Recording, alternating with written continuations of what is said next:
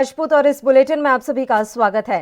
कृषि कानूनों के खिलाफ राष्ट्रीय राजधानी दिल्ली में किसान लगातार आंदोलनरत हैं। आपको बता दें कि किसान जिस तरह से आंदोलन कर रहे हैं उसको लेकर तमाम तरह की बातें भी सामने निकल कर आ रही हैं। इस बीच बिहार में एक बड़ा फैसला इन आंदोलनों को लेकर लिया गया है। राजधानी दिल्ली में किसान 2 महीने से ज्यादा समय से प्रदर्शन कर रहे हैं। 26 जनवरी को ट्रैक्टर रैली के दौरान किसानों का प्रदर्शन हिंसक हो गया था। इस बीच हिंसक प्रदर्शन को लेकर बिहार सरकार ने बड़ा फैसला लिया है और पुलिस ने सख्त कदम उठाने का फैसला किया। बिहार पुलिस मुख्यालय ने चरित्र सत्यापन को लेकर एक नया आदेश जारी किया है। इसके तहत अगर कोई व्यक्ति सड़क जाम और विरोध प्रदर्शन के दौरान किसी आपराधिक कृत्य में शामिल होता है और उसके खिलाफ पुलिस चार्जशीट दाखिल कर देती है तो ऐसे शख्स को सरकारी नौकरी में योगदान करने के काबिल नहीं माना जाएगा। इसके साथ ही वह किसी भी तरह के सरकारी ठेके में भी भाग नहीं ले पाएगा।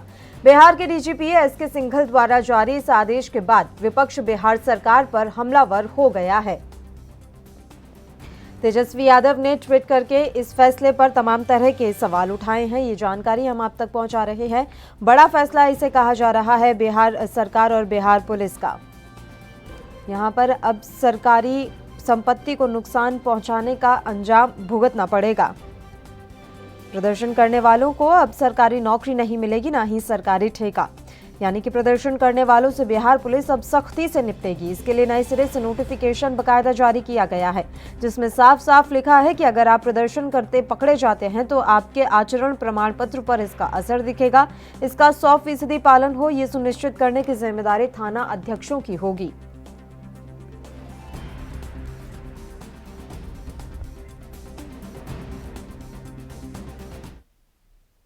इस मसले पर चर्चा की शुरुआत कर लेते हैं। भारतीय जनता पार्टी से कौशल विद्यार्थी जी इस समय फोन लाइन पर हमारे साथ जुड़ गए हैं। कौशल जी, एक नया फैसला यहां पर बिहार पुलिस लेते हुए नजर आ रही है। प्रदर्शनकारियों से सख्ती से निपटने की तैयारी बिहार में की जा रही है, आपकी प्रतिक्रिया?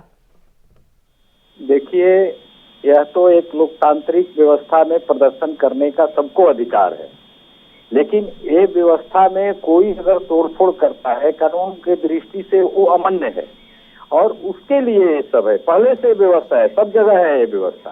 जिस तरह से दिल्ली में दंगाइयों ने वो व्यवस्था तोड़ कर किया तो उस पर कार्रवाई तो होगी ही। इसके लिए आदेश है, कोई नया कानून ये नहीं है। जी जी ठीक है कौशल जी, आप लगातार जुड़े रहिए हमारे साथ। किशोर झा जी भी इस समय फोन लाइन पर मौजूद हैं, जो कि कांग्रेस से हैं। किशोर जी, आप किस तरह से देख रहे हैं बिहार में जो ये नया फैसला लिया गया है कि अगर आप प्रदर्शन के दौरान तोड़फोड़ करते हैं तो आपको ना तो सरकारी नौकरी मिलेगी, ना ही किसी तरह के सरकारी ठेके आप मिल पाएंगे? ये बिल्कुल अलोकतांत्रिक कदम है सरकार का। ये पता नहीं लोकतंत्र को किस ढंग से ये लोग परिभाषित करना चाहते हैं। पहले भी किसी भी प्रदर्शन या धरना या अभिव्यक्ति की आजादी में किसी प्रकार का तोड़फोड़ का कोई बात नहीं था और लोग पहले भी धरना प्रदर्शन और सरकार के खिलाफ नारेबाजी करते थे। और इन लोगों ने तो अब लोकतंत्र को नए सिरे से परिभाषित करने का काम किया है। यह बिल्कुल उसी तरह से है जिस तरह से अभी देखिए दिल्ली में जो किसानों का पिछले 2-3 महीना से प्रदर्शन चल रहा है और ये लोग सीमा, नेपाल के सीमा या चीन के सीमा या पाकिस्तान के सीमा को तो इस तरह से नहीं ये बांध सके हैं, लेकिन अपने ही देश के नागरिकों को, अपने ही देश के किसान जो हिंदुस्तान का वीर है उसको घेरने के लिए इतना बड़ा तार का बेड़ा लगाए हैं। उसी सरकार के एक अनुयायी बिहार के मुख्यमंत्री भी हैं। ठीक उसी तरह उसी नक्शे कदम पे ये मुख्यमंत्री भी चल रहे हैं।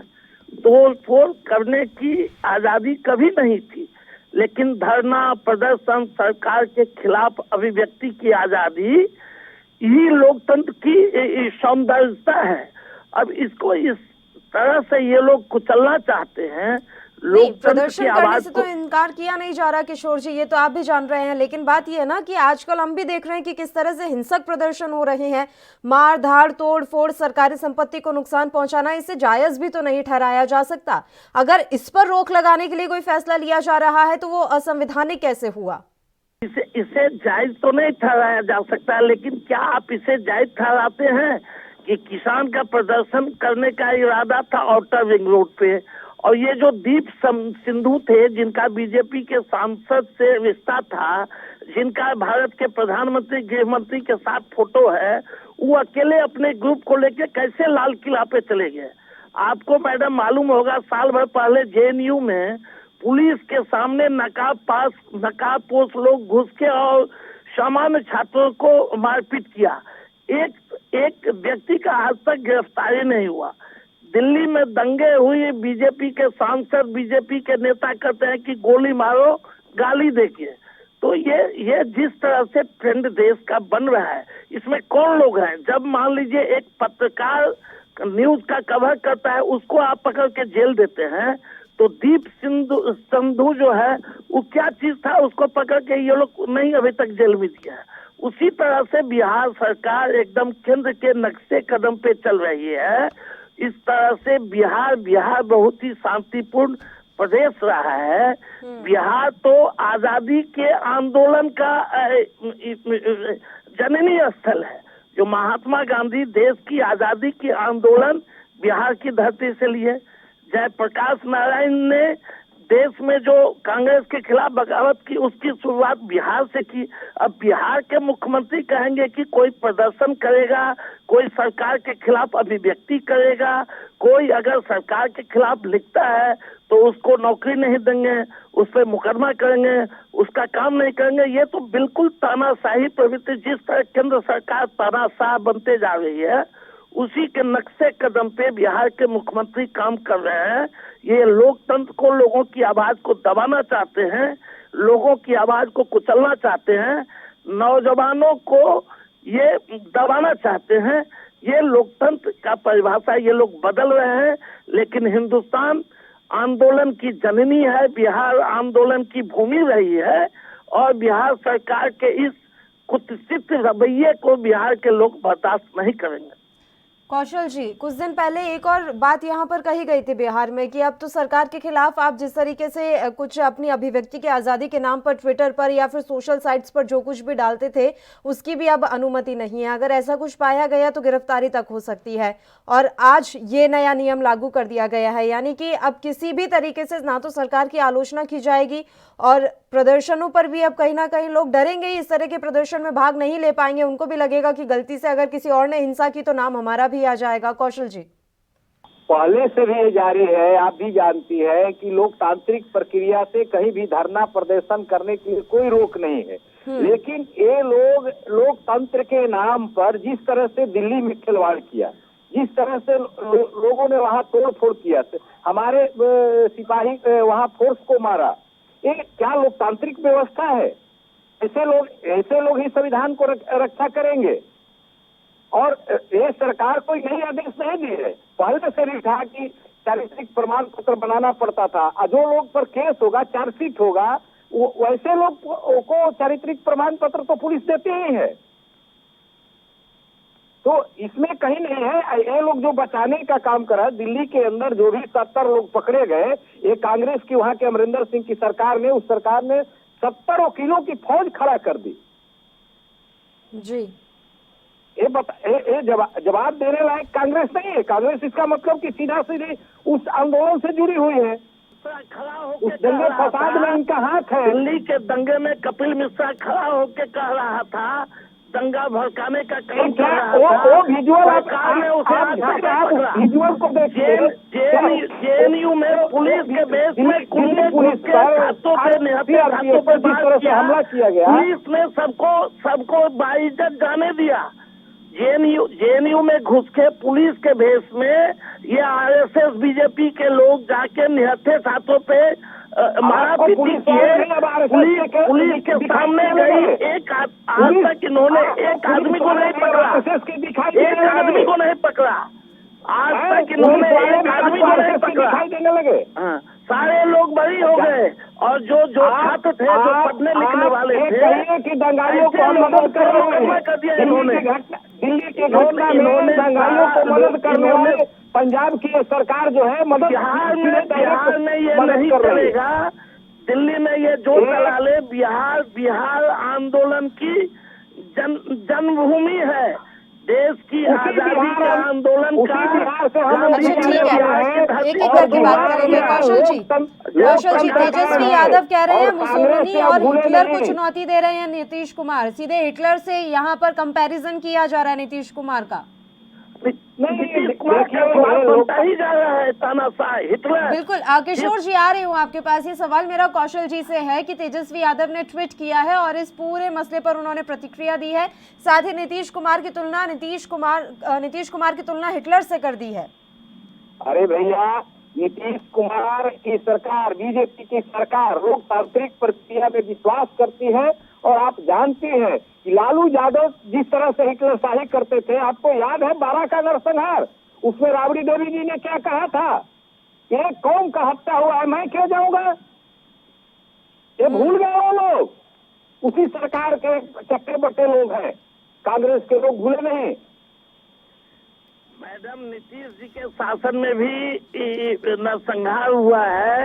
नीतीश जी के शासन में ब्रह्मेश्वर मुखिया का हत्या की गई और पूरा ब्रह्मेश्वर मुखिया के लोग पटना में उतरा है। सरकार दुबक के घर में बैठ गई। तंत्र में विश्वास करती है। ब्रह्मेश्वर मुखिया का भारत को बदनाम करने के लिए हर नीतीश जी में इस तरह के रखा कर रहे हैं। और ये लोग पटना में आए, उनके लोग दिखाई देने लगा। आपको सरकार के आगे दुबक के घर में बंद हो गए। यही नीतीश जी का शासन है। नीतीश जी के घर से, मुख्यमंत्री के घर से आधे किलोमीटर की दूरी पे पौष इलाके में पुनाइचक में शाम को 6 बजे हत्या हो जाती है। रोजाना बिहार में हत्या हो रही है। पुलिस का कोई काम हत्या रोकने का नहीं है। पुलिस का काम है दारू का व्यवसाय करने का।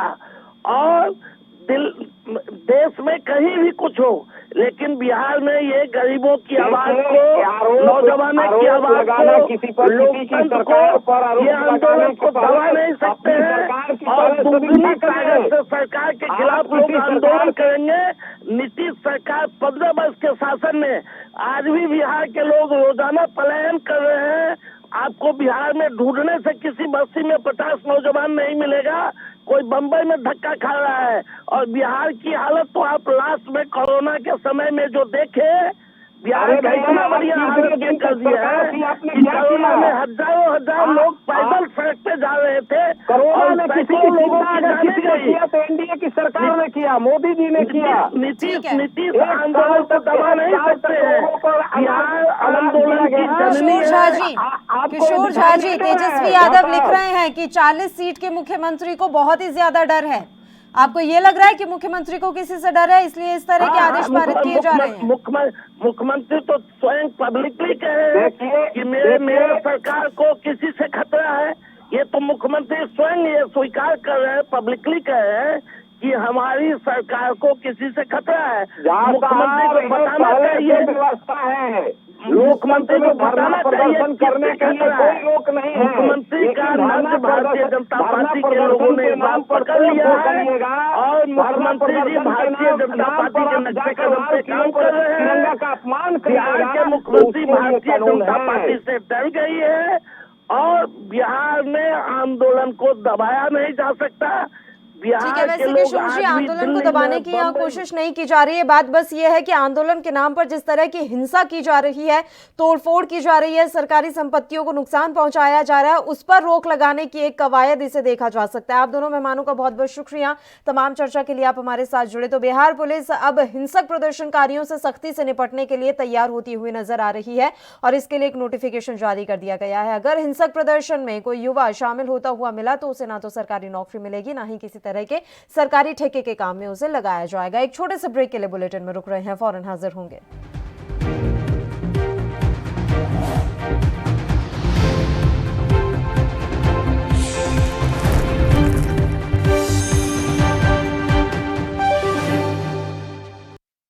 क्या आप दुबले पतले कमजोर हैं? आपकी सेहत नहीं बनती, भूख कम लगती है, वजन नहीं बढ़ता? दरअसल मेन बात खाना पीना खाना नहीं है, मेन बात है खाया पिया लगना। और अगर खाया पिया लगेगा ही नहीं तो सेहत बनेगी कैसे?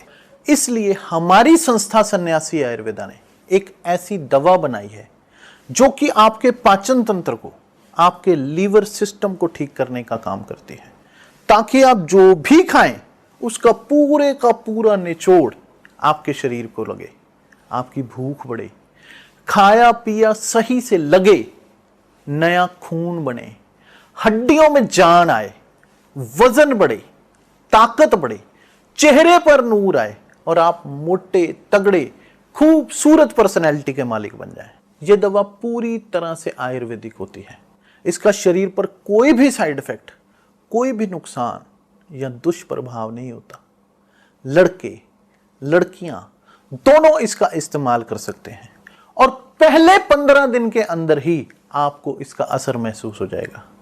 सिर्फ 650 रुपए की पूरे 1 महीने की दवा होती है और आप इसे घर बैठे 01145454545 पर फोन करके दवा मंगवा सकते हैं।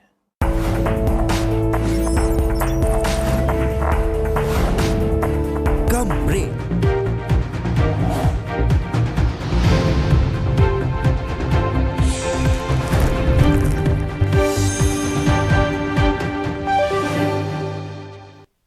ब्रेक के बाद एक बार फिर से आप सभी का स्वागत है। बढ़ते हैं अगली खबर की ओर। केंद्र के लाए गए 3 नए कृषि कानूनों को लेकर किसानों के आंदोलन को अब विदेशी हस्तियां भी समर्थन दे रही हैं। ऐसे लोगों को विदेश मंत्रालय ने करारा जवाब दिया है और साफ कहा है कि सनसनीखेज सोशल मीडिया हैशटैग और कमेंट से लुभाने का तरीका ना तो सही है और ना ही यह जिम्मेदाराना है। बता दें कि अमेरिकी पॉप सिंगर रिहाना और पर्यावरण कार्यकर्ता ग्रेटा थनबर्ग ने किसानों के समर्थन में बयान दिए थे। विदेश मंत्रालय की ओर से जारी बयान में कहा गया है कि भारत की संसद ने पूरी चर्चा के बाद कृषि क्षेत्र में सुधार के लिए ये कानून पास किए थे। ये कानून किसानों को बड़ा बाजार मुहैया कराएंगे और उनके लिए अपनी फसल बेचना पहले से ज्यादा आसान होगा। ये कानून पारिस्थितिक और आर्थिक रूप से स्थायी खेती का रास्ता भी साफ करते हैं। भारत के किसानों के एक छोटे से हिस्से के मन में कानून को लेकर कुछ संशय है। उनकी भावनाओं का ध्यान में रखते हुए भारत सरकार ने उनके प्रतिनिधियों के साथ कई दौर की वार्ताएं की। केंद्रीय मंत्री बातचीत में शामिल हुए और 11 दौर की वार्ताएं हो चुकी हैं। सरकार ने यहां तक कि कानूनों को रोकने का भी प्रस्ताव दिया। प्रधानमंत्री नरेंद्र मोदी ने यह प्रस्ताव दोहराया भी है।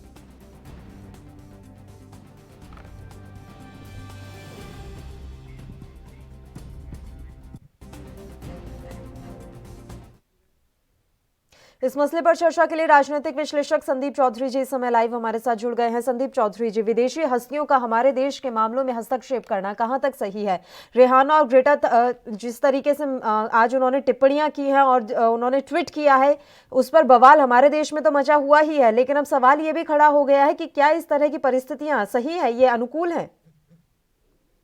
देखिए पल्लवी जी, इस चीज से बिल्कुल इनकार नहीं किया जा सकता कि अगर विदेशी लोग भी हमारे काम में इंटरफेयर करेंगे तो ठीक नहीं है। लेकिन आपको थोड़ा पीछे लेके जाऊं तो इन सब चीजों के लिए जिम्मेदार हम हैं, हमारी सरकार है, हमारे नेता हैं।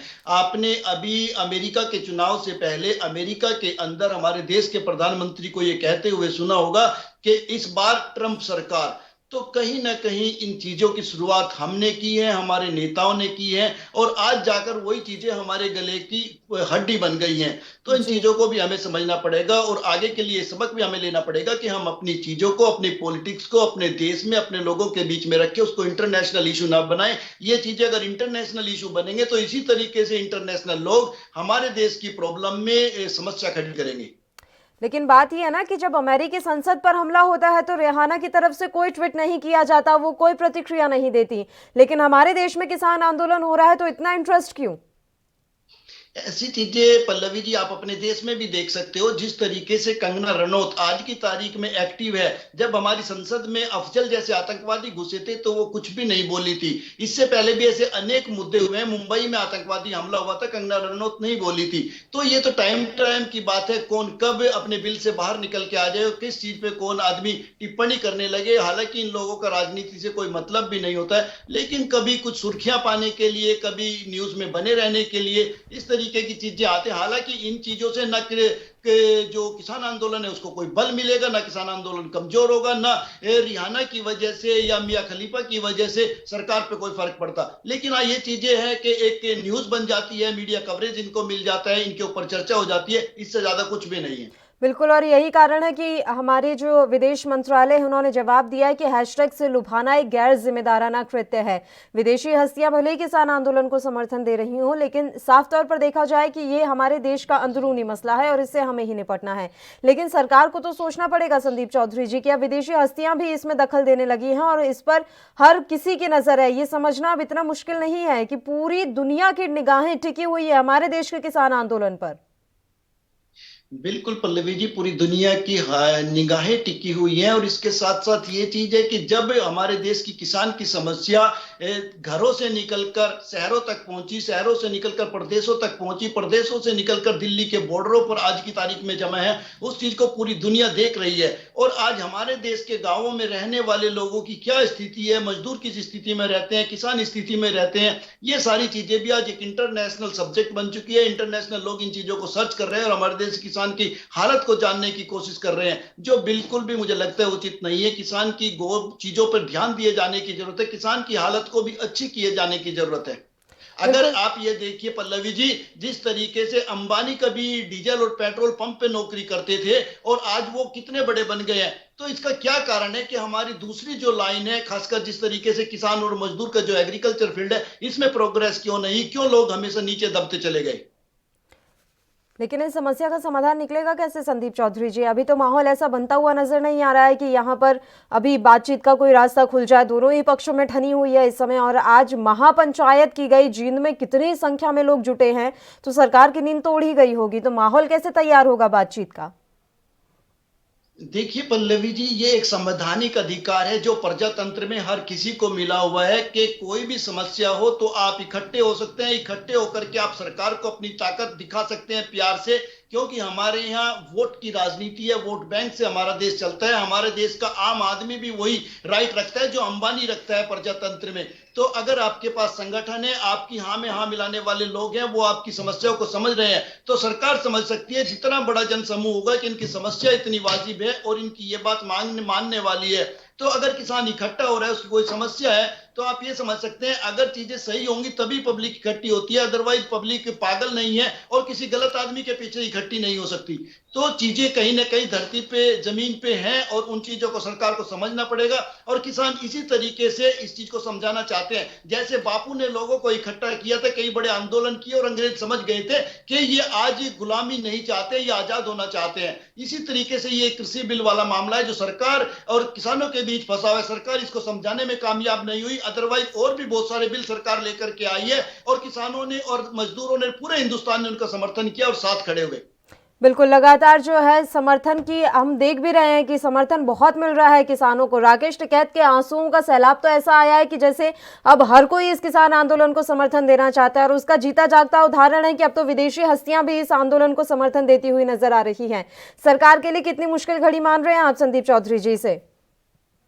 देखिए, सरकार के लिए मुश्किल घड़ी बिल्कुल साफ साफ नजर आ रही है पल्लवी जी। जिस तरीके से पंजाब में भी आने वाले समय में इलेक्शन है और पंजाब में कहीं ना कहीं एक माइंडसेट हो चुका है लोगों का कि बीजेपी किसानों के लिए नहीं है, बीजेपी पार्टी किसानों का शोषण करना चाहती है, तो इसका नुकसान वहां पे बीजेपी को भरना पड़ सकता है। इसके साथ साथ मैं बता दूं, उत्तराखंड का भी चुनाव बिल्कुल सर पे है। उत्तराखंड में भी नाराजगी पैदा हो रही है। एक तो मौजूदा सरकार बीजेपी की है उत्तराखंड में, और फिर हर 5 साल में सरकार बदलने का ट्रेंड रहता है। तो ऐसे में कहीं ना कई चीजें बड़ी हो सकती हैं बीजेपी को। मुझे लगता है इस चीज को टाइम रहते समझना चाहिए और इस पे कुछ ऐसी चीज करनी चाहिए कि देश का किसान और प्रधानमंत्री मोदी जी का किसान, जिसने बहुत उम्मीदों के साथ मोदी जी को सपोर्ट किया, अपना वोट दिया और बहुत बड़े बहुमत से सरकार बनवाई, तो उसको बहुत ज्यादा सरकार से उम्मीद है, बहुत ज्यादा मोदी जी से उम्मीद है। अब फैसला मोदी जी के हाथ में है, क्योंकि कानून भी मोदी जी लेकर आए हैं और किसानों को सेटिस्फाई भी मोदी जी को करना है।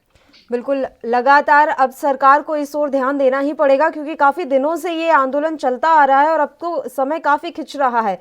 लेकिन संदीप चौधरी जी, जिस तरीके से कई लोग इस आंदोलन को छोड़कर भी गए हैं, और पहले जिस तरह से सिंघू बॉर्डर और टिकरी बॉर्डर ही हमेशा से हाईलाइट रहते थे, अब गाजीपुर बॉर्डर हाईलाइट रहता है, इसे किस तरह से आप देख रहे हैं? कहीं ना कहीं राजनीतिक बू नहीं आती इसमें कि अब कई लोग ऐसे हैं जो इस आंदोलन के जरिए अपनी राजनीति चमकाना चाहते हैं?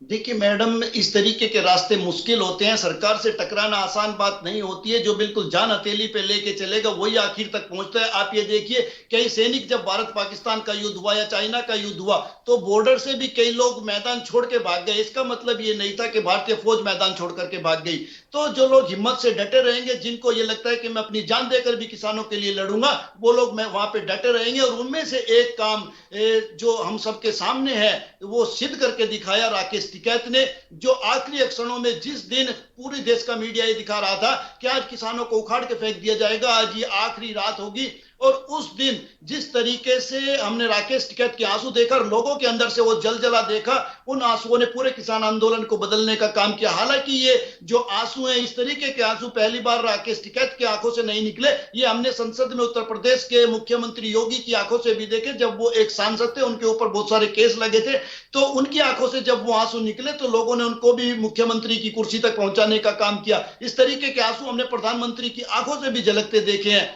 तो ये वक्त वक्त का खेल है, कब किसके साथ क्या चीज हो जाए।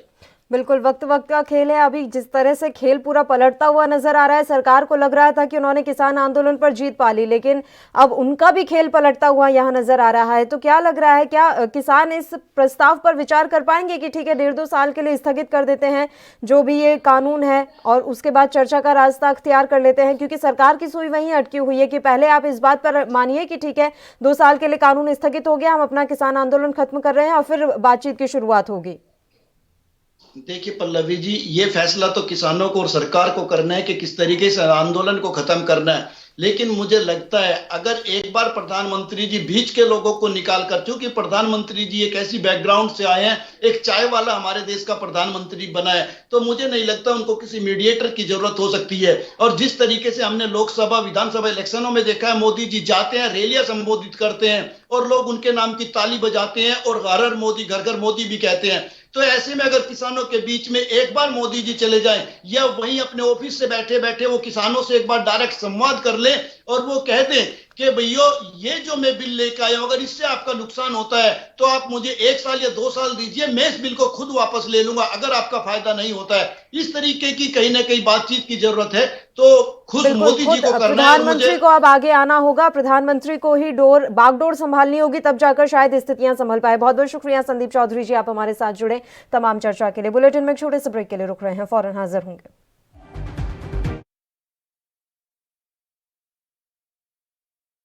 क्या आप दुबले पतले कमजोर हैं, आपकी सेहत नहीं बनती, भूख कम लगती है, वजन नहीं बढ़ता? दरअसल मेन बात खाना पीना खाना नहीं है, मेन बात है खाया पिया लगना। और अगर खाया पिया लगेगा ही नहीं तो सेहत बनेगी कैसे? इसलिए हमारी संस्था सन्यासी आयुर्वेदा ने एक ऐसी दवा बनाई है जो कि आपके पाचन तंत्र को, आपके लीवर सिस्टम को ठीक करने का काम करती है, ताकि आप जो भी खाएं उसका पूरे का पूरा निचोड़ आपके शरीर को लगे, आपकी भूख बढ़े, खाया पिया सही से लगे, नया खून बने, हड्डियों में जान आए, वजन बढ़े, ताकत बढ़े, चेहरे पर नूर आए और आप मोटे तगड़े खूबसूरत पर्सनैलिटी के मालिक बन जाएं। यह दवा पूरी तरह से आयुर्वेदिक होती है। इसका शरीर पर कोई भी साइड इफेक्ट, कोई भी नुकसान या दुष्प्रभाव नहीं होता। लड़के लड़कियां दोनों इसका इस्तेमाल कर सकते हैं और पहले 15 दिन के अंदर ही आपको इसका असर महसूस हो जाएगा। सिर्फ 650 रुपए की पूरे 1 महीने की दवा होती है और आप इसे घर बैठे 01145454545 पर फोन करके दवा मंगवा सकते हैं।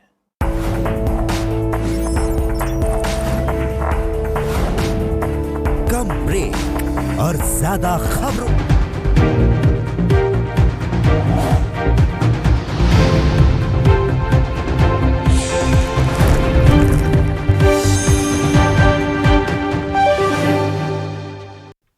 ब्रेक ब्रेक के बाद एक बार फिर से आप सभी का स्वागत है। बढ़ते हैं अगली खबर की ओर। केरल और महाराष्ट्र में कोरोना की स्थिति को लेकर केंद्रीय स्वास्थ्य और परिवार कल्याण मंत्रालय ने बड़ा फैसला किया है। कोरोना को रोकने के लिए मंत्रालय इन 2 राज्यों में अपनी 2 स्पेशल टीम भेजेगी। ऐसा करने के पीछे एक बड़ी वजह है। दरअसल देश के सभी राज्यों और केंद्र शासित प्रदेश में कोरोना मामलों और मौतों की संख्या में गिरावट देखी जा रही है, लेकिन केरल और महाराष्ट्र में अभी भी बड़ी संख्या में केस सामने आ रहे हैं। वर्तमान में इन दोनों राज्यों से अकेले देश में लगभग 70% कोरोना के सक्रिय केस हैं। महाराष्ट्र की केंद्रीय टीम में राष्ट्रीय रोग नियंत्रण केंद्र और डॉक्टर RML अस्पताल के विशेषज्ञ शामिल हैं। केरल की टीम में स्वास्थ्य और परिवार कल्याण मंत्रालय के वरिष्ठ अधिकारी शामिल होंगे। टीमें राज्य के स्वास्थ्य विभाग के साथ मिलकर काम करेंगी, जमीनी हालात का जायजा लेंगी और इन राज्यों द्वारा दर्ज किए जा रहे मामलों की बड़ी संख्या को रोकने के लिए आवश्यक कदम उठाने की सिफारिश की जाएगी।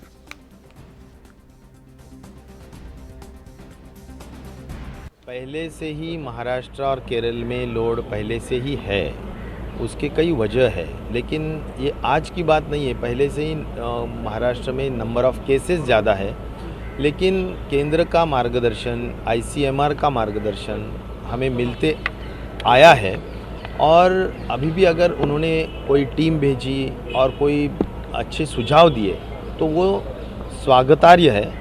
हम उसका स्वागत ही करेंगे और उनके जो सुझाव रहेंगे उसके माध्यम से हम अमल करेंगे। वजह क्या है सर? मुझे नहीं लगता है, देखिए अभी तो 2000 एंड 2500 ये दरमियान रोज़ के पॉजिटिव केसेस है, लेकिन इसमें बढ़ोतरी नहीं है। और कुछ ज़िलों में ज़रूर थोड़ा बहुत संख्या बढ़ रही है, लेकिन मैक्सिमम केसेस तो अभी ऐसा है कि पूरा नॉर्मलसी की तरफ हम जा रहे हैं।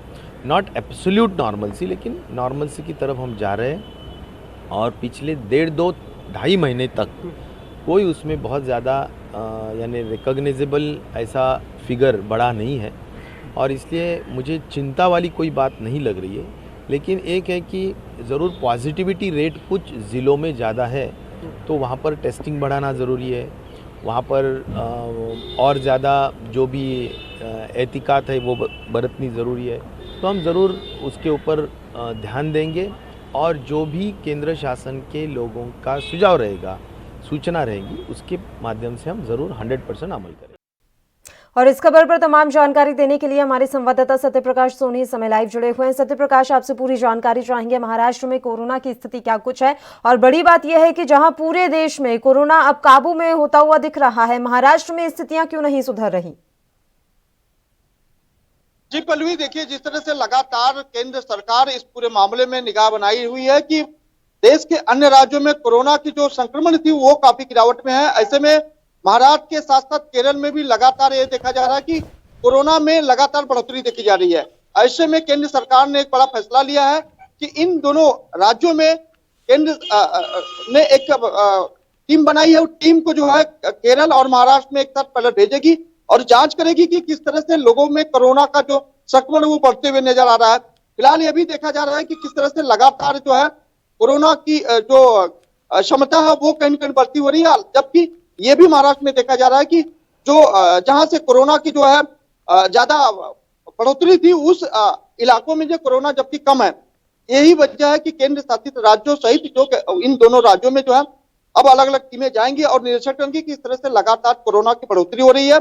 जबकि वैक्सीन देने की अगर बात की जाए तो वैक्सीन को भी लेकर कहीं कहीं चर्चा की जाएगी, किस तरह से वैक्सीन का वितरण भी इन दोनों राज्यों में किया जाएगा।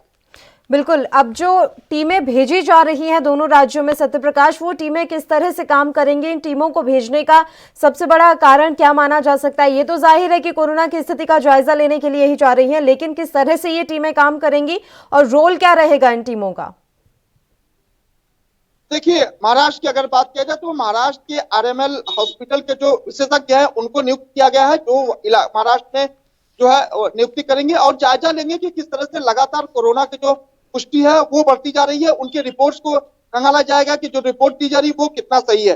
वहीं केरल की अगर बात की जाए तो केरल में केंद्रीय कल्याण विभाग द्वारा जो है नियुक्ति की गई है। उन मंत्रालय के तमाम अधिकारी वहां पहुंचेंगे और जायजा लेंगे किस तरह से केरल में लगातार कोरोना के संक्रमण में बढ़ोतरी हो रही है। दूसरी बात यह है कि इन दोनों राज्यों में जिस तरह से निगरानी रखने की बात सामने आ रही है, वो दोनों राज्य जो है कहीं न कहीं कांग्रेस से जुड़े हुए हैं।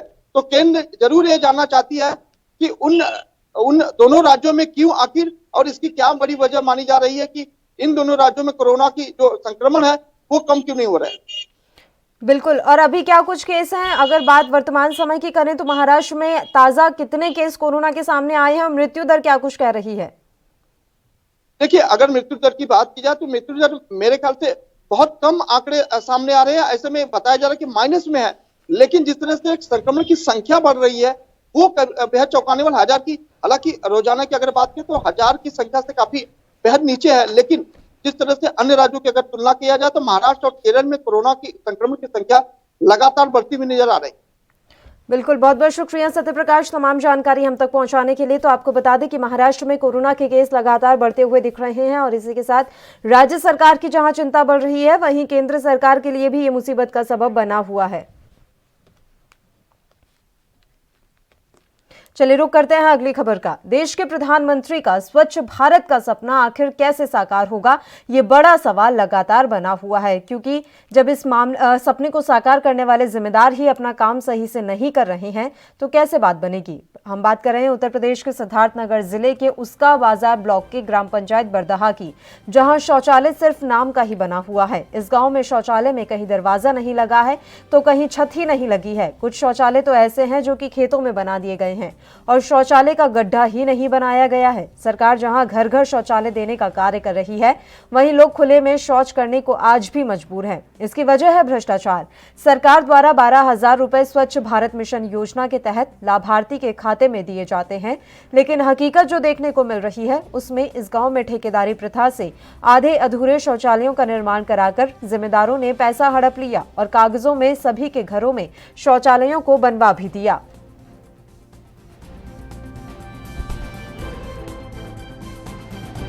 कागज निकलवाया तब हमको पता चला कि मेरा शौचालय निकल गया। आपने इतना शिकायत किया, अभी तक क्या कार्रवाई हुई? अभी तक कोई कार्रवाई नहीं हुआ सर। हम कमिश्नर साहब को दिए, डीएम साहब को दिए, जनता दरबार वहाँ नौकर लगा वहाँ दिए, मुख्यमंत्री पोर्टल पे 4-4 बार हम शिकायत किए, लेकिन अभी तक कोई शिकायत हमारा हल नहीं हुआ। ना मेरे यहाँ कोई जाँच करने आया। अधिकारी आपसे क्या कहते हैं? अधिकारी अभी सर जब चेक नहीं करने आए तो हम क्या बतावें अधिकारी क्या कर रहे हैं। हमारे भाई का, हमारे माता जी का शौचालय पैसा निकाल के खा गया, आधा बनवाया, कंप्लीट नहीं हुआ है। हमको हमारा पैसा निकाल के खा लिए, हमको एक पैसा नहीं मिला है। मामला यही है। आपने उच्च अधिकारियों से शिकायत की? जो हमको तो पहले से मालूम नहीं था हमारे गाँव। कभी आपने किसी से कहा? प्रधान से कहा कि तुम्हारे खाता में गया। खाता में? तो आपने उच्च अधिकारियों के पास नहीं गई लेकर? नहीं, हम नहीं जानते कि तो कहाँ जाए। आपको कितना मिला था? 6,000। दादी, आपको जो ये शौचालय मिला है अभी अधूरा, इस पर आप क्या कहेंगी? अब का कहब, हमें छवावे के चाहिए, मिले के चाहिए, और का हुई हमको पैसा पौलहू नहीं बाटी। कितना आपको मिला था? कुछ नहीं। किसके द्वारा बनवाया गया था? का ठेका दे दे, ठेका वैसे लेके छा के दे देना। अगर शौचालय के नाम पे पैसा ग्राम प्रधान ने या किसी ने भी लिया है तो उसके खिलाफ जो भी कार्रवाई है वो की जाएगी। और सर, शौचालय कुछ ऐसे हैं जो छत ही नहीं लगे, इस पर आप क्या कहेंगे? यूज भी नहीं कर रहे हैं सर। नहीं, यूज ना करना तो उनका अपना है, उनको इस्तेमाल करना चाहिए। सरकार ने इतना पैसा दे के उनके शौचालय बनवाया है, लेकिन अगर उसमें छत वगैरह नहीं लगी है तो उसको जांच करवा दी जाएगी और उस पर उचित कार्रवाई की जाएगी। सर, उनका एक और कहना है कि इतना एप्लीकेशन देने के बाद कोई अधिकारी नहीं सुन रहे, इस पर आप क्या कहेंगे? नहीं, आज आप हमारे पास आए हैं और मैं आपको विश्वास दिलाता हूँ कि इस पर जो भी। इस खबर पर तमाम जानकारी के साथ सिद्धार्थनगर से हमारे संवाददाता धर्मवीर गुप्ता इस समय फोन लाइन पर जुड़े हुए हैं। धर्मवीर, आपसे पूरी जानकारी चाहेंगे कि आखिर स्वच्छ भारत मिशन का जो ये सपना है उसे किस तरह से अधिकारी पलीता लगा रहे हैं? जी मैम, हम आपको बताना चाहेंगे कि उसका ब्लॉक के ग्राम पंचायत बरदहा में ये मामला सामने आया है, जहां स्वच्छ भारत मिशन योजना के तहत बनने वाले सामुदायिक शौचालयों में जमकर खेल हुआ है। वहीं ग्रामीणों का आरोप है कि बने हुए शौचालय के नाम पे कागजों में शौचालय बना दिया गया और प्रधान और पंचायत सेक्रेटरी द्वारा आधे पैसे को खा लिया गया। मतलब लाभार्थी को सिर्फ 6,000 रुपये मिले और बाकी 6,000 रुपये वो प्रधान और सेक्रेटरी अपने जेब में डाल लिए। जी, ठीक है, और अभी जब आपने शिकायत की है वहां के अधिकारियों से तो उनका क्या कुछ कहना रहा? क्या लग रहा है कि वहां के अधिकारियों की पूरी मिलीभगत है इसमें? वहाँ के ग्रामीण बता रहे हैं कि मतलब शिकायत हमने जिले स्तर से लेकर सीएम पोर्टल तक किया, लेकिन अभी तक इस मामले में कोई कार्रवाई नहीं हुई। और जबकि एडीओ पंचायत वहाँ के जो हैं वो कहते हैं कि ये मामला मेरे संज्ञान में आया है, इसमें हम टीम बना के जो भी दोषी मिलेंगे उन पे कार्रवाई करेंगे। लेकिन ये तो सिर्फ कहने की बात है। बहुत से मामले ऐसे आते हैं जहाँ अधिकारी तो बयान अपना दे देते हैं कि हम कार्रवाई करेंगे, लेकिन कार्रवाई के नाम पे जीरो है। जी ठीक है, बहुत बहुत शुक्रिया हमारे साथ जुड़ने के लिए धर्मवीर, और तमाम जानकारी हम तक पहुंचाने के लिए। चलिए रुक कर लेते हैं अगली खबर का। मौसम की मार झेल रहे यूपी के गोरखपुर में जनजीवन काफी अस्त व्यस्त हो गया है। कोहरे का आलम यह है कि दिन में भी लोगों की गाड़ी की बत्तियां तो दिखाई दे रही हैं, लेकिन गाड़ी नहीं दिखाई दे रही। भयंकर कोहरे के कारण दुर्घटनाओं में वृद्धि हो गई है। तेज रफ्तार और कोहरे के प्रकोप के कारण आए दिन पहले से ज्यादा दुर्घटनाएं हो रही हैं। यातायात की रफ्तार कम पड़ने के कारण कोहरा आम लोगों के जनजीवन को प्रभावित कर रहा है। ठंड इतनी बढ़ गई है कि जो लोग सवेरे 6 बजे उठते थे वह अब 9 बजे तक भी बिस्तर नहीं छोड़ रहे हैं। आमतौर पर 25 दिसंबर से दिन बड़ा होने लगता है, मगर इस बार फरवरी महीना शुरू हो गया है, फिर भी ठंड अपने चरम पर है। आमतौर पर दिसंबर और जनवरी का महीना कड़ाके की ठंड का माना जाता है। जनवरी के खत्म होते ठंड भी लगभग खत्म हो जाती है, लेकिन इस बार नजारा कुछ अलग ही देखने को मिल रहा है। हालांकि गेहूं की फसल के लिए सर्दी अच्छी है, लेकिन वहीं पर दलहन और तिलहन की फसल के लिए यह खतरे की घंटी है। इस कपकपाती ठंड में सबसे ज्यादा परेशानी छोटे बच्चे, बुजुर्ग और जानवरों को है।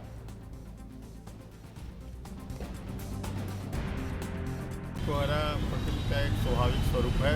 इससे तमाम कठिनाइयों को से लोगों को गुजरना पड़ रहा है। आवागमन में दिक्कत हो रही है, लोगों को घर से समय से बाहर निकलने में दिक्कत हो रही है, समय से तैयार होकर के ऑफिस जाने में दिक्कत हो रही है, और भी तमाम आवश्यक जो कार्य हैं दवा लेने में दिक्कत हो रही है।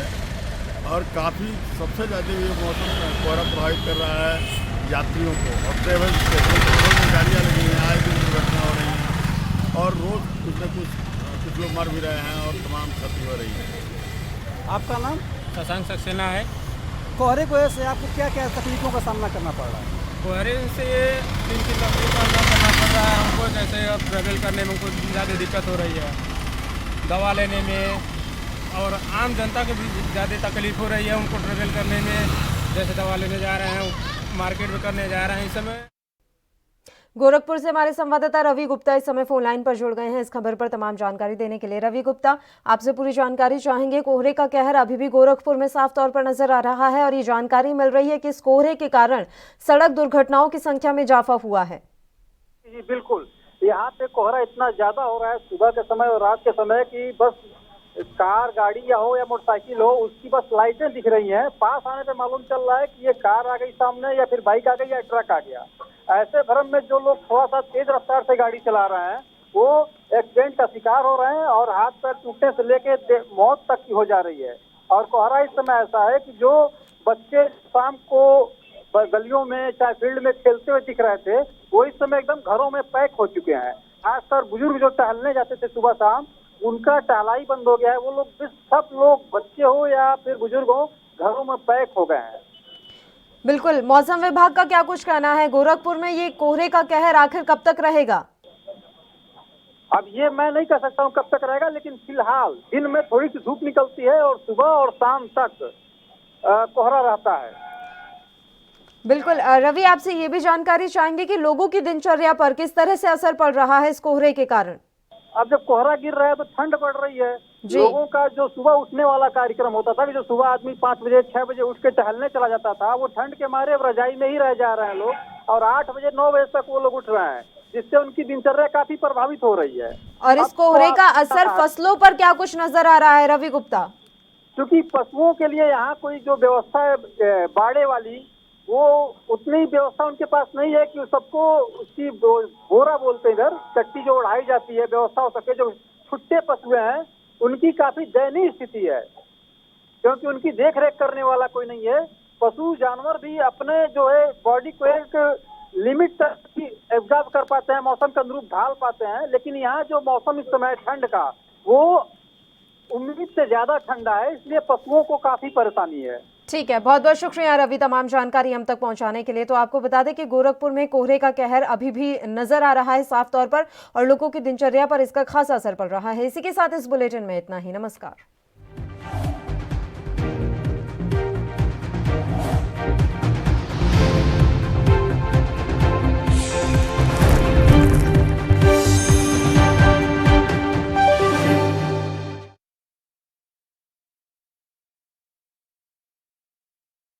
क्या